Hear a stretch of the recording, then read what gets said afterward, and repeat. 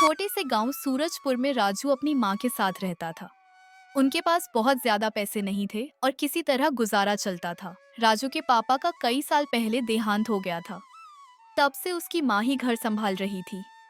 बेटा, खाने के लिए थोड़े से चावल बचे हैं, अब क्या करें? माँ, आप चावल पका दीजिए। मैं सहजन का साग और अंजीर लेकर आता हूँ। चावल के साथ खाएंगे। अच्छा बेटा, जल्दी जाओ।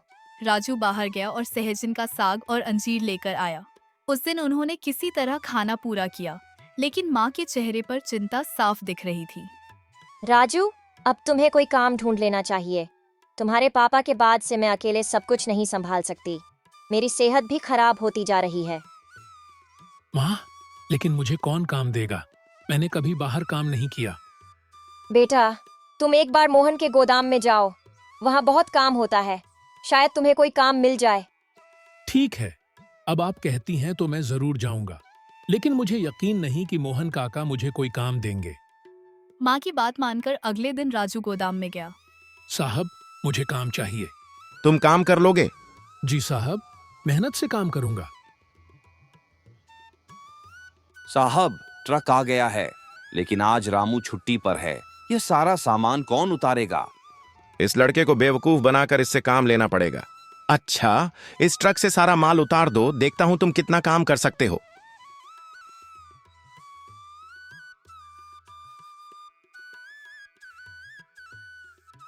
राजू ने पूरे दिन मेहनत की और सारा माल उतार दिया। काम खत्म होने के बाद वो मजदूरी की उम्मीद में मोहन के पास गया। साहब, अब अगर मेरी मजदूरी दे दें तो? मजदूरी? कैसी मजदूरी? साहब, मैंने आपका काम कर दिया है, तो मजदूरी कहें या मेहनताना, कुछ तो देंगे ना। काम मांगने आए थे, काम दिया, और अब तुम मजदूरी मांग रहे हो। साहब, काम करने के बाद मेहनताना मिलना तो नियम है, क्या यह भी कहना पड़ेगा? अच्छा ठीक है, अगर तुम इतनी जिद कर रहे हो तो ये लो, पकड़ो। ये क्या है साहब, सिर्फ 10 रुपए? हाँ, 10 रुपए, और तुम्हारे लिए तो बस इतना ही है। साहब, यह तो बहुत कम है। जितने कदम तुमने यहां तक आने के लिए उठाए हैं, उतना ही तुम्हें मिलेगा। लेना है तो लो, नहीं तो जाओ। समझ गया साहब, समझ गया। अब यहां से निकल जाओ, काम खत्म, बात खत्म, जाओ जाओ। राजू भारी दिल से वहाँ से चला जाता है। अपनी मेहनत की सही कीमत न मिलने का दर्द उसके चेहरे पर साफ झलक रहा है। भूख से बेहाल वह एक मिठाई की दुकान पर रुकता है। मुझे 10 रुपए की मिठाई दे दीजिए, बहुत भूख लगी है। देता हूँ, देता हूँ। क्या बात है भाई, लगता है सुबह से कुछ खाया नहीं है। हाँ भाई, सच में बहुत भूख लगी है। तो फिर और 2 मिठाई दूं? नहीं दादा, मेरे पास और पैसे नहीं हैं। मोहन चाचा ने मुझसे एक ट्रक का माल उतरवाया और मेहनताने में सिर्फ 10 रुपए दिए। क्या पूरे दिन की मेहनत के बदले सिर्फ 10 रुपए? ये तो बिल्कुल गलत है। हाँ भाई, वो तो यह भी नहीं देना चाहते थे। कहने लगे कि मैंने पहले पैसे की बात ही नहीं की। ये तो पूरी तरह अन्याय है। तुम्हारी मेहनत की कदर करनी चाहिए थी। पूरे दिन की मेहनत के सिर्फ 10 रुपए? ये लड़का तो बहुत ही बेवकूफ लगता है। इससे मैं अपना काम निकलवा सकता हूँ। राजू खाली सड़क पर चलते हुए सोच रहा है कि वह कब तक बिना काम और पैसों के गुजारा करेगा। अचानक राजेश भाई सामने आता है। अरे सुनो। क्या तुम मुझसे कह रहे हो? हाँ, तुमसे ही कह रहा हूँ। मैंने सुना है कि तुम्हें काम की बहुत जरूरत है।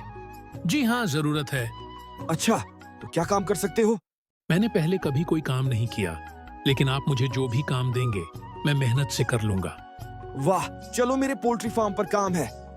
राजेश भाई राजू को अपने पोल्ट्री फार्म पर ले जाता है। वहाँ चारों तरफ मुर्गियां ही मुर्गियां हैं। अरे, ये तो मुर्गियां हैं। हाँ, मैं तुम्हें इनमें से 2 टोकरी मुर्गियां दे सकता हूँ, लेकिन एक शर्त है। कैसी शर्त? मुर्गियां तो मैं तुम्हें दे दूंगा, लेकिन हर रोज मुर्गियां जो अंडे देंगी वो सब मेरे होंगे। मतलब सारी मुर्गियां मेरी और अंडे आपके? बिल्कुल सही, तुम तो बहुत ज़हीन लगते हो। ठीक है, ठीक है। मुर्गियों का अच्छे से ख्याल रखना। अरे, मेरी मुर्गियां और मैं ही उनका ख्याल नहीं रखूंगा।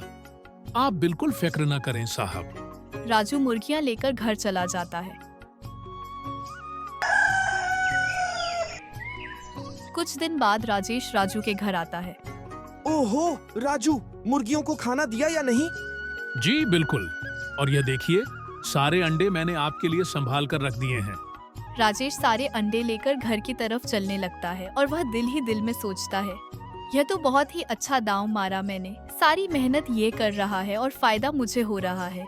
बस ऐसे ही कुछ और लोग मिल जाएं तो फिर जिंदगी भर कोई काम नहीं करना पड़ेगा। पूरी जिंदगी आराम से गुजर जाएगी। अच्छा बेटा राजू, ये मुर्गियां हर रोज इतने सारे अंडे देती हैं, वो आखिर जाते कहाँ हैं? क्या तुम सारे अंडे बेच देते हो? माँ, राजेश भैया आकर ले जाते हैं। ले जाते हैं? मतलब तुम मुर्गियों को खाना खिलाते हो, उनकी देखभाल करते हो और अंडे राजेश भैया ले जाते हैं?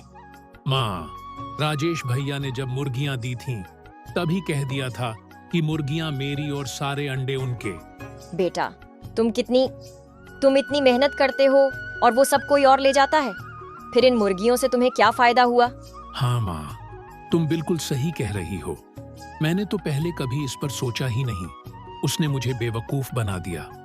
बेटा, लेकिन फिक्र मत करो, अगली बार जब वो आएगा तो हम उसे सबक सिखाएंगे। कुछ दिन बाद राजेश फिर राजू के घर आता है। अरे भाई राजू, अंडे तैयार है ना? हाँ राजेश भैया, मैंने अंडे आपके लिए संभाल कर रख दिए हैं। अरे राजू, यहाँ तो एक मुर्गी कम लग रही है। हाँ राजेश भैया, वो एक मुर्गी मैंने खा ली। खा ली? मतलब? हमारी यही बात हुई थी ना कि मुर्गियां मेरी और अंडे आपके। सुनो राजू, मुझसे गलती हो गई। मैंने तुम्हें बेवकूफ समझा और तुम्हारी मेहनत की कदर नहीं की। मुझे माफ कर दो। अब मैं अपनी गलती सुधारना चाहता हूँ। तुम पहले से मेरी पोल्ट्री में काम कर रहे हो, लेकिन अब मैं तुम्हें यहाँ स्थायी नौकरी देना चाहता हूँ। क्या तुम यह पेशकश स्वीकार करोगे? राजू ने पेशकश स्वीकार कर ली। वह खुश था कि आखिरकार उसकी मेहनत को पहचान मिल गई। उसने दिल ही दिल में ठान ली कि वह इस मौके को कभी खराब नहीं करेगा और पूरी लगन से काम करेगा। अब राजू को पैसों की चिंता नहीं रही। राजेश ने हर महीने समय पर उसे तनख्वाह देना शुरू कर दिया।